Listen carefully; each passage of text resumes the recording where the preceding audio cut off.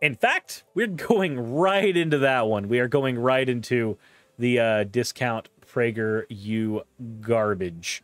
It's Edify. We'll be there in just a minute. But first, as always, we need to get to the fan art section. This one is from Daddy Tronos 666. Said, just having an urge. This is a moment that I am having. You've crossed the line, Bigots. Now you'll be I cannot read. I cannot read. I am stupid and I cannot read. But it is very stylized. It is very stylized. And I like it. I think it looks really cool. Despite my inability to read. The next one we have is from Supercat. One I did a while ago. Don't really remember why I chose to make this. Beyond, I had the thought and I liked it. It is a very sleepy cat girl there. With also the one that they did to design the outfit, sharing to possibly fuel the VTuber / outfit model addiction. This is a very just like I'm tired of the world design. It starts to a flop. Why are we so obsessed with trying to justify stuff with horses? I don't know. Chat's weird. Look, this is a Vaporeon only chat, okay? Anyways, as always, thank you all for your fan art submissions. If you want your fan art to be shown in a future episode, the best way to do so is to drop it into the fan art section of the Discord. And with that said,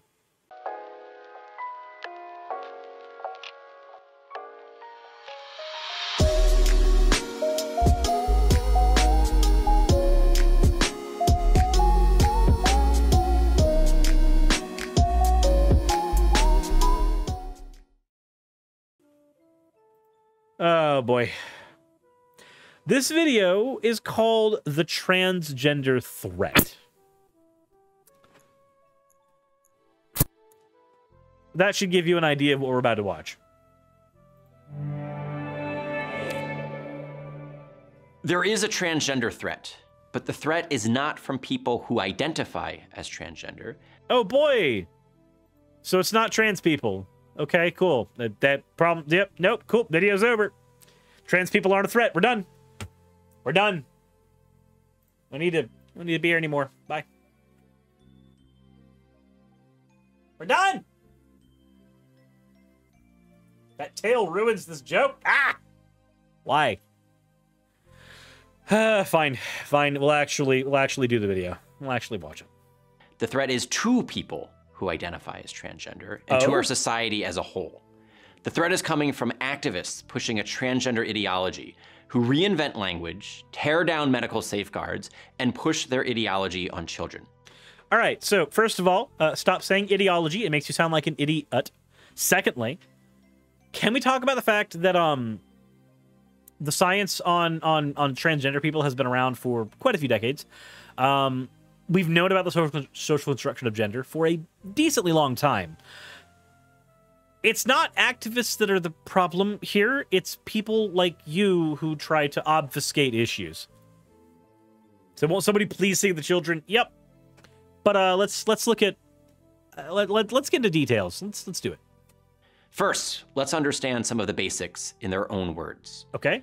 According to a recent publication by the American Psychological Association, quote, transgender is an umbrella term for persons whose gender identity, gender expression, or behavior does not conform to that typically associated with the sex to which they were assigned at birth. Yeah, because trans just means to go above or go beyond. It has nothing to do with transing. It's not short for transition. It's Latin. But okay. Note that phrase, assigned at birth. Yeah, doctor looks at you and goes, that looks like a penis. Boy, that looks like a vaguboo. Girl, that's called assigning. That's what that is. You look at a thing and you go, it looks kind of like this thing. Yep, stamp it. According to trans activists, biological sex is not real. Nope.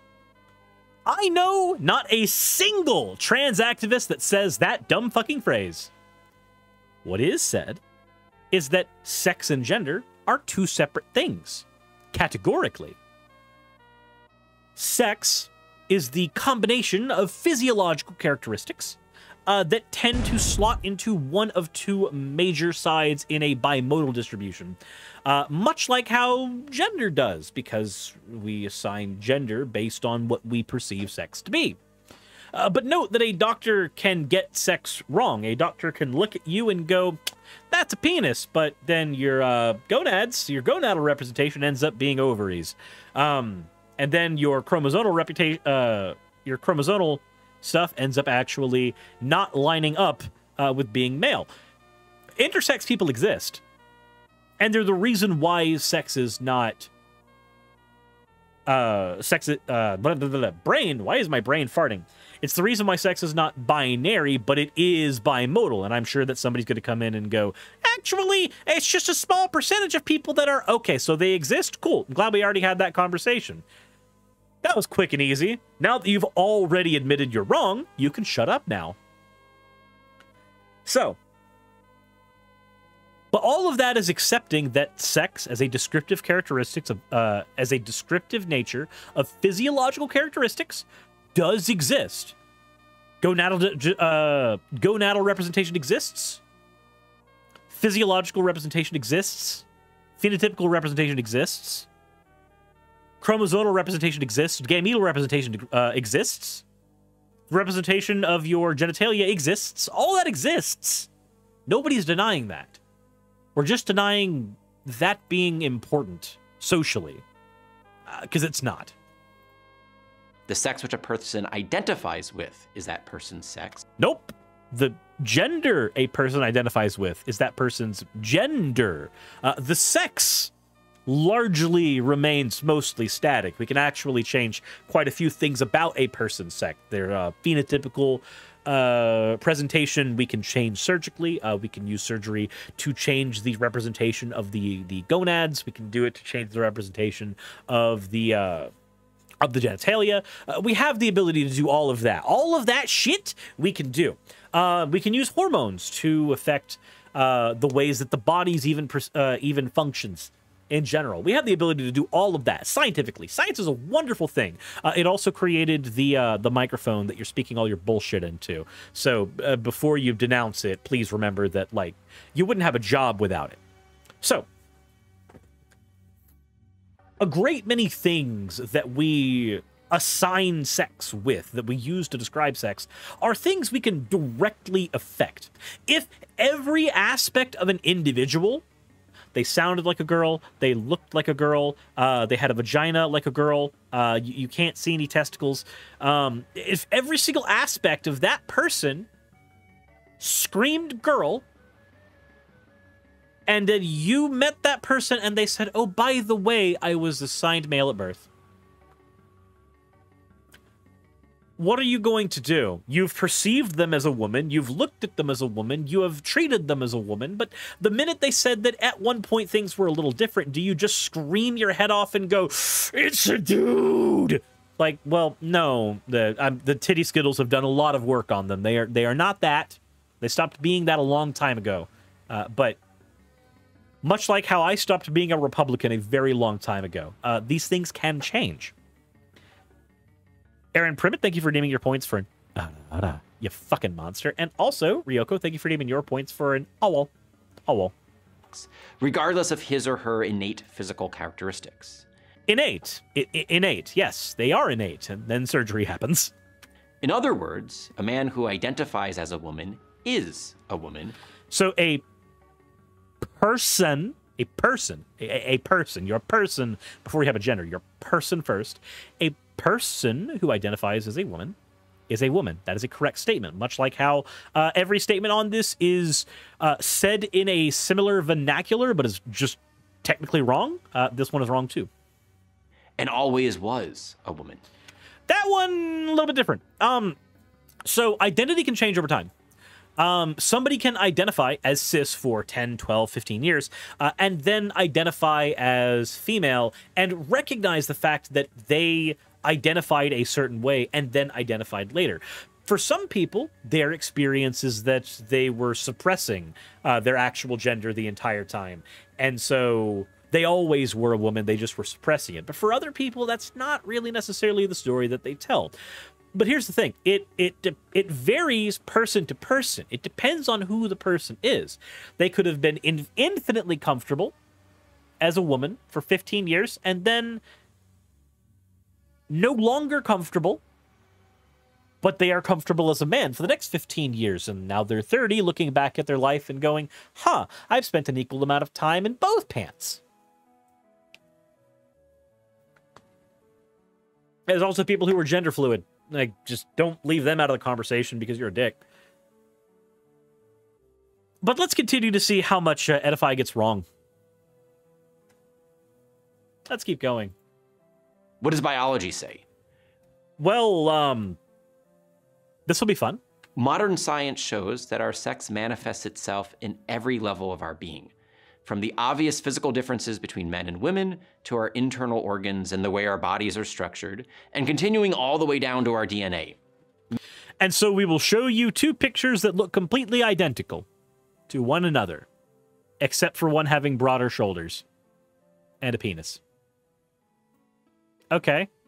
So I have a question. If a person looks like a woman, has a vagina like a woman, you fucked them like a woman, and then they tell you that at one point they were a man, do you sit here and go, but your DNA has a dick? Your DNA has balls! No, you don't. You stopped caring. You stopped caring a long time ago. The only reason you care now is somebody convinced you needed to. Somebody convinced you cared. But you didn't. Men and women are different from the moment of conception. Cosmetic surgery and cross-sex hormones can affect appearances, but... Wait a minute. Hold on. Do you know... Wait. You mentioned that biologically, our sex changes things across our entire body, right? That's what you're saying. Cool. We've taken that statement. Do you want to know the thing, functionally, that makes the body respond one way to a particular sexed section of the binary? Do you know what that thing is? Do you want to know what that thing that actually makes the body do anything is? That in response to sexed things? It's hormones. It's the body's ability to produce and also utilize testosterone and estrogen.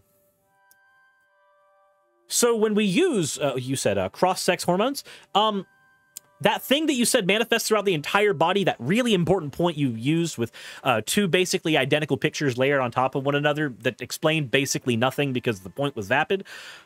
When we use hormones, that actually affects that.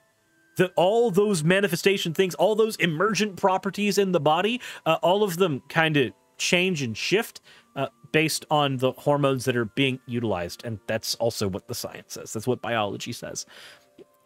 The hormones that are utilized by your body most often are going to be the thing that changes your appearance so much, which is why, like, if I were to start taking estrogen right now, a lot of things that would affect in my body would be things that would seem more typical in a female body. Like the way that my fat is distributed would slowly start to change. One of the major things as well would be the way that my body responds to certain types of heart attack. Those things start to manifest differently as well.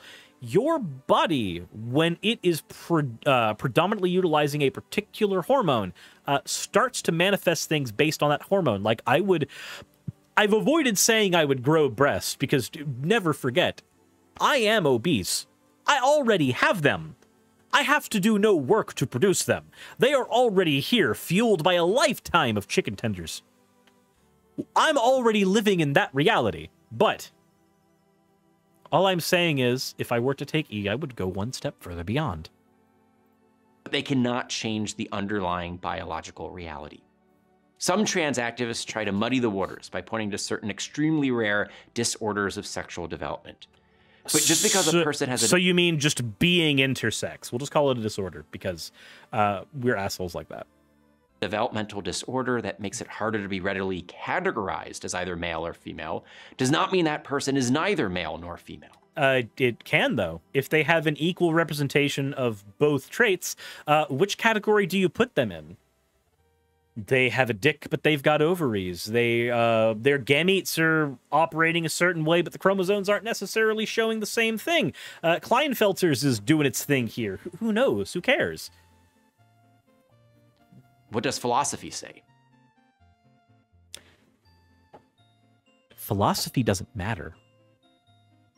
I say this as a person who loves philosophy. Philosophy doesn't matter. It doesn't. Not for this conversation. Because for every philosopher that says one thing, another philosopher will say another thing. If you're going to talk about philosophy, but you don't bring up Wittgenstein, then we're going to have a conversation about you bringing up the wrong philosophers. Oh, but go on. I want to see what you use. We don't have to read Genesis to understand that God created us male and female. Wait, that's not philosophy, that's religion. That's not philosophy, that one's religion. We know that there is a difference between identity and reality. Yeah, this is called epistemology versus ontology. Yeah, already on the same page. But if the reality is about identity, then the identity is kind of important there, don't you think? Just because someone identifies as something doesn't necessarily mean he or she is that thing. Right, but if that thing is understood to be socially constructed and a major component about being that thing is the self-identifying nature of it, then identifying as a thing does in fact play a huge role in the ontology of that thing now. I identify as a Baltimore Orioles fan, therefore I am one. Aha! The one joke! We're not quite to attack helicopters, but don't worry, we'll get there. But if I identified myself as an 80-year-old woman, simply claiming that would not make me an 80-year-old woman. So your age is not a socially constructed thing in the same way that gender is. So you could identify as a woman, and that would be perfectly fine. The 80 years old part, not necessarily, because we actually have a measurement device for your age that supersedes how old you think a thing is, unless you think that you can be a time god. That changes things. If you're a time god, then that's different. But this is the one joke. It's the attack helicopter joke. It's always been. Big Genghis, thank you for resubscribing. It's always been the one joke. And it will continue to be the one joke. What about the medical and psychological fields? Well, psychology actually has already accepted long ago the socially constructed nature of gender. But, you know, Let's see how they bring this up, because they brought up philosophy and then they named not a single philosopher nor a single principle. Can we talk about that for a second? You cannot do philosophy unless you talk about a foundational principle. You can't just say real things are real and identity is different. That's not a foundational principle. It's not. That does not build a foundation for an idea. And even then, that's just the foundation. It's not the idea. You haven't gotten there yet. You've done none of the work. If we want to talk about identity, if we want to talk about that, and we're talking about gender, then we need to talk about Wittgenstein. We need to talk about what makes a chair a chair. We need to talk about all the different descriptive factors we use to make a chair, and then realize that we accidentally described a fucking horse or a fridge. What makes it a chair? What you'll find is it's impossible to actually lock down a definition here, and we just have to work with utility. We do the same thing with gender. It's impossible to lock down a perfect definition of things, so we go with utility. Oh, but don't worry. In 5 minutes, you guys were unable to actually bring up a philosopher who talked about identity in any meaningful way, so I'll go ahead and do the work for you. Don't worry. I got you. I'm your friend here. I'm your pal. Gender dysphoria is a real condition. Not all trans people have dysphoria. That can cause tremendous pain and suffering. And the way to alleviate that pain and suffering is with transitioning. We should be compassionate towards people with gender dysphoria. Yeah, we are compassionate towards them by allowing them to seek out medical help. That includes ability to transition, both socially and physically. Purple Cobalt, thank you very much for an owl. But so-called sex reassignment is impossible. No, it's not. Sex is a descriptive category just like anything else. We change the descriptive mechanisms, we change that.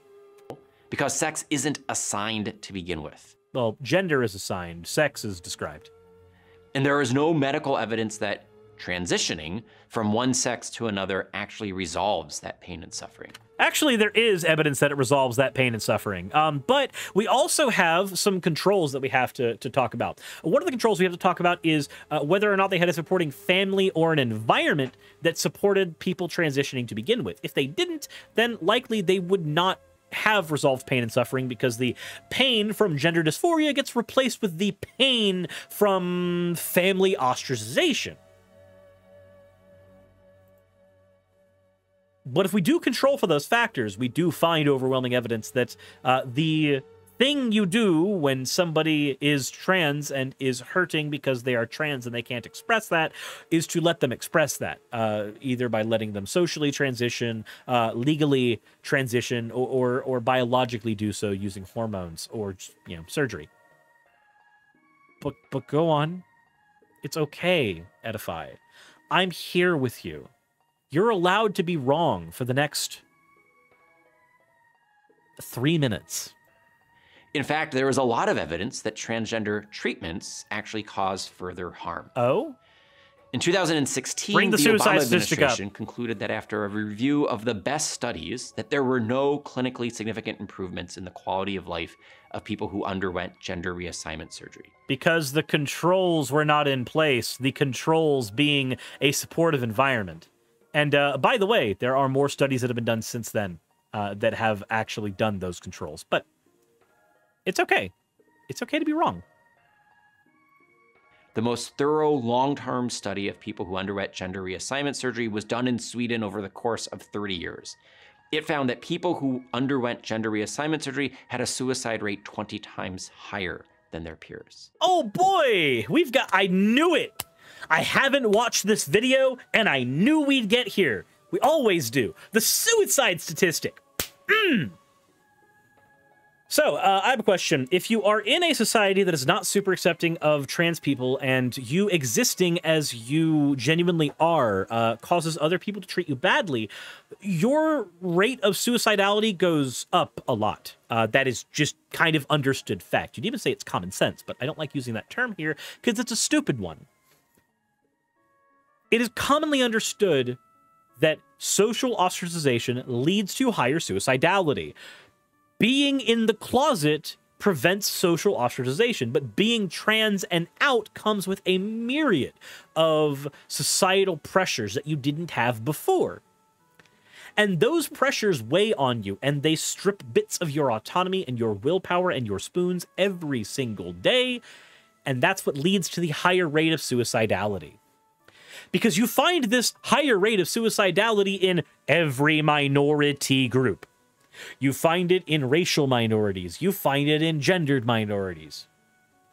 You find it in sexual minorities, if we're talking about people who are LGBTQ in general. You find this higher rate of suicidality in anyone that feels an increased amount of societal pressure.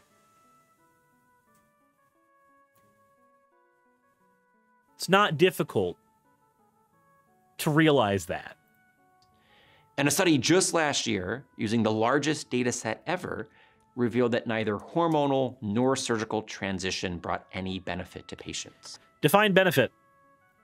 A single blurb that is yanked out the same way that several creationists have yanked out single blurbs from old books of Charles Darwin and other areas does not an argument make.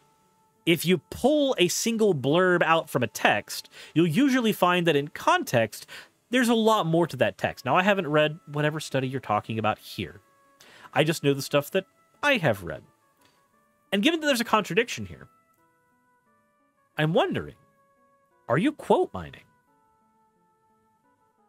Yeah, how do you measure benefit? What were we testing for? That's kind of one of my main points here. Like, what are we testing for here? Did the dysphoria alleviate? If so, cool. Test done. We did it. We did it, Reddit.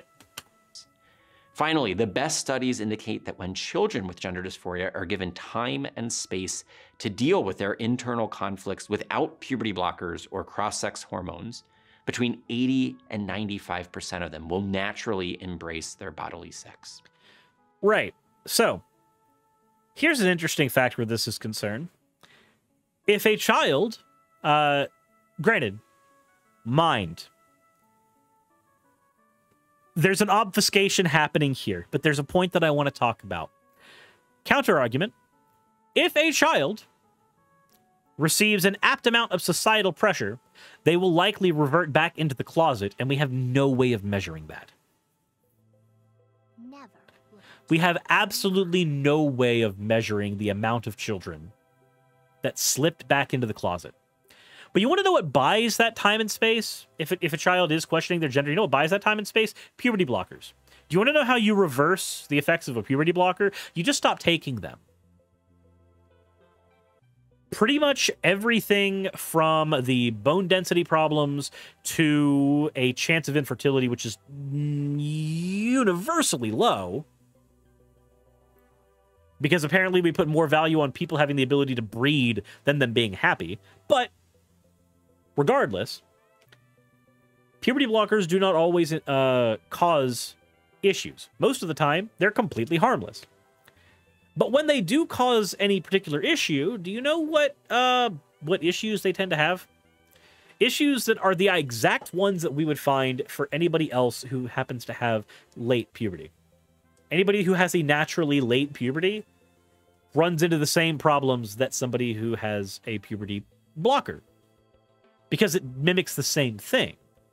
All the puberty blocker does is it says that when the body is producing the testosterone or the estrogen, it stops the body from metabolizing, it's not really the word here, but properly absorbing those hormones. That's what they do. You can use puberty blockers safely for about 5 years, which is usually about the time we give them. Kid starts puberty at 11, 12, typically. You give them puberty blockers, they've got till about 17 to decide now. Plenty of time to experiment. Plenty of time to have psychological evaluations. Plenty of time to figure shit out. Now, there are other instances where we use puberty blockers in fighting cancer, for instance. Or if a child has early onset puberty, not late onset, and we use a puberty blocker so that they can have a naturally occurring puberty at a normal time. Getting puberty at like age 7 or 8 is not comfortable for most kids. Delaying that for a few years so that they end up maturing around the same time as their peers tends to be a lot healthier, both physically and psychologically. We have a lot. We have a lot of information. And we need more, to be fair, but we have a lot of information right now on puberty blockers themselves. And by and large, they don't really cause harm.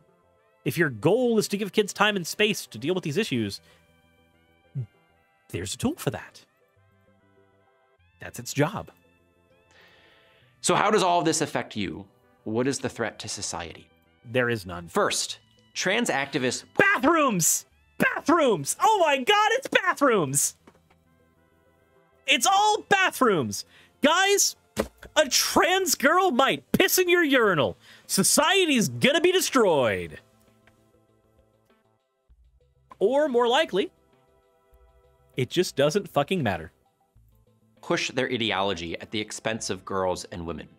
They demand laws that allow men who identify as women to enter female-only spaces, like women's bathrooms, locker rooms, and even prisons. So, there's a couple things that happen here. One, for this argument to hold any veracity, you need to accept the premise that all men are naturally predators. Okay. I deny that. But also, outside of that ludicrous premise that we have to accept for this threat to be real, we need to talk about the inverse of this. When trans people are not allowed into the bathroom of their choice, the rates of sexual assault on them actually goes up quite a bit. Because now they are, and say it with me folks, a gendered minority. So when somebody gives you this point, without ignoring the counterpoint, what they are actually saying, either through ignorance or because this is what they legitimately believe, is They would rather trans women and trans dudes get sexually assaulted than cis people. That's what they're saying. Trans people are more deserving of sexual assault. That's what the point ends up being. Because we know that that's what the statistics bear out. This poses a safety and privacy risk to our mothers, sisters, wives, daughters, and granddaughters. Not really. If you've ever been to a girl's bathroom, there's a lot more privacy there than a boy's bathroom. So, I mean, they're not going to know. You've probably, a cis woman who's watching my video right now, clutching her pearls, getting really angry, going, oh my god, the trances, they might be anywhere. They might be in the walls. You've probably already pissed in a toilet right next to a trans girl, and you had no way of knowing, and it didn't affect your day, because it won't. It probably never will. Statistically, anyway. But if it's the other way around, now it does. Males are also being allowed in many states to compete in female sports.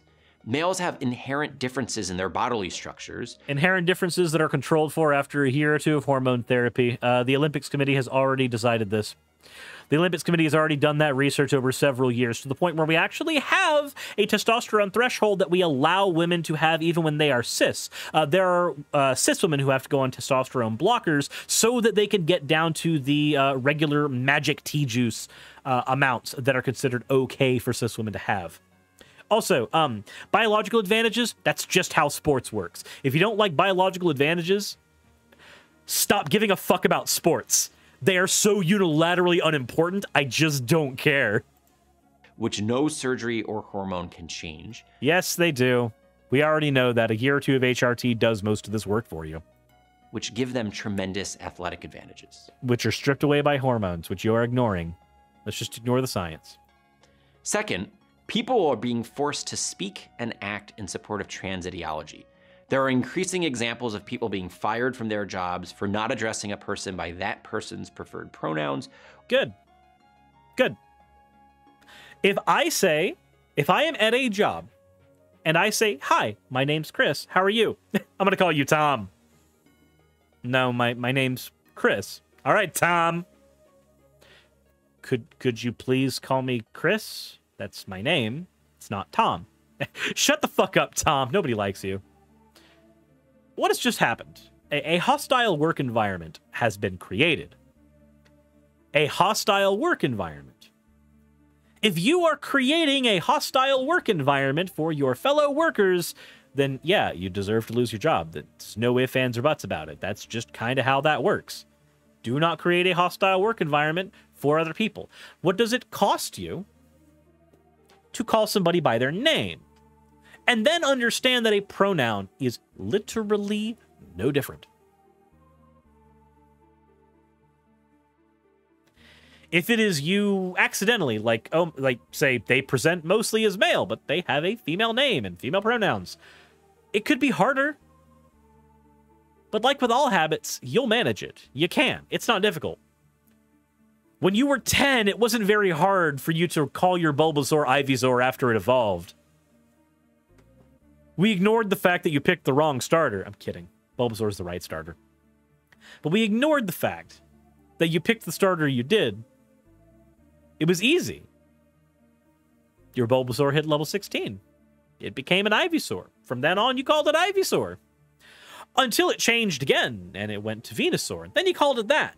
That was really easy when it was in a video game, but the minute an actual person asks you to do something that requires even less effort, one name, not two,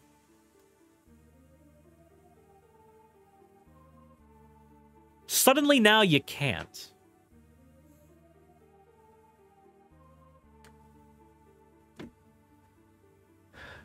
Darth Zimby says no, Charmander's the right starter. Darth Zimby, it's okay to be wrong, but it's not okay to be wrong here. Or shamed for not specifying their own pronouns.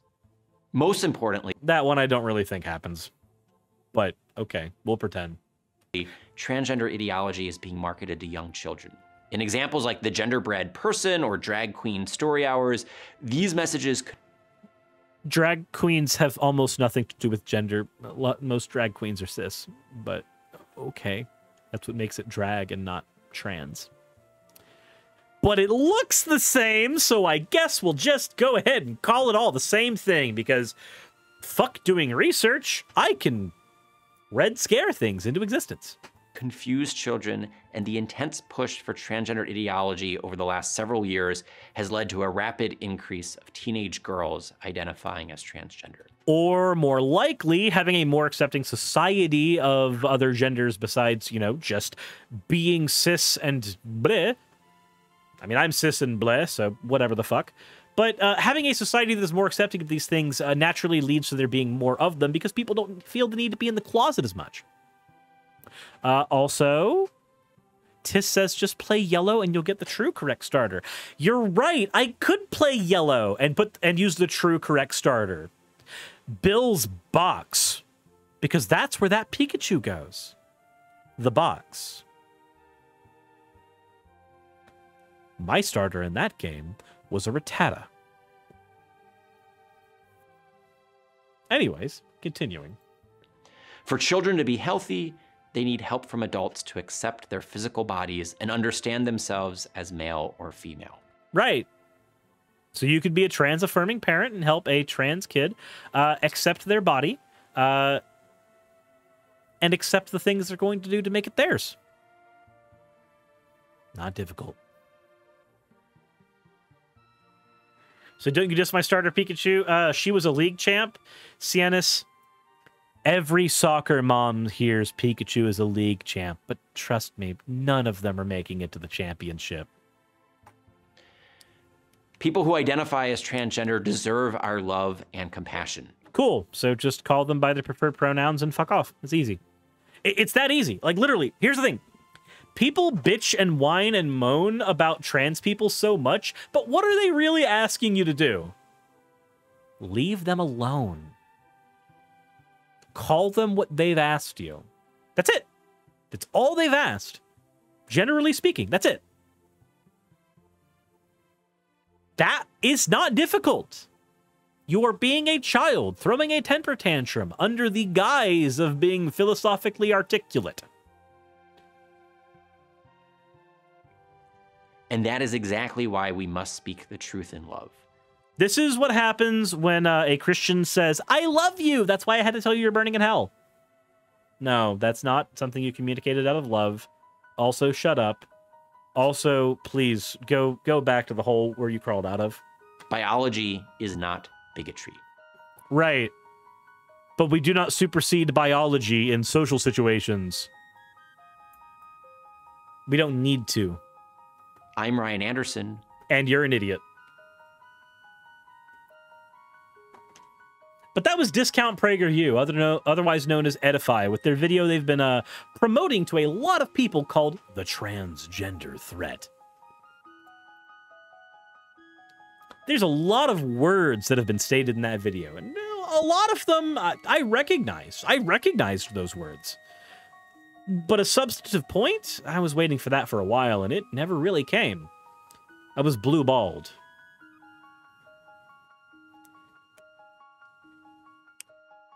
Catholic Turf video is all we got here. Said good intentions does not mean you're doing good. Yeah, the road to hell is usually paved in them. Generally speaking. Kidder says, hello from urgent care. The BF is very sick. Oh, I'm sorry, Kidder. I know that feeling. We had Raz in urgent care recently. Hope everything gets better. Said I'm impressed. He did hit every major transphobic talking point in under 10 minutes. I know he did. It was insane. It was impressive if it wasn't so gross. But anyways, let me know what you think in the comment section below. Is there anything that I missed in this video? Is there anything they said that I should have addressed that I didn't? Or do you disagree with me? I mean, I'm okay ignoring those comments too. I'm kidding. I read those too.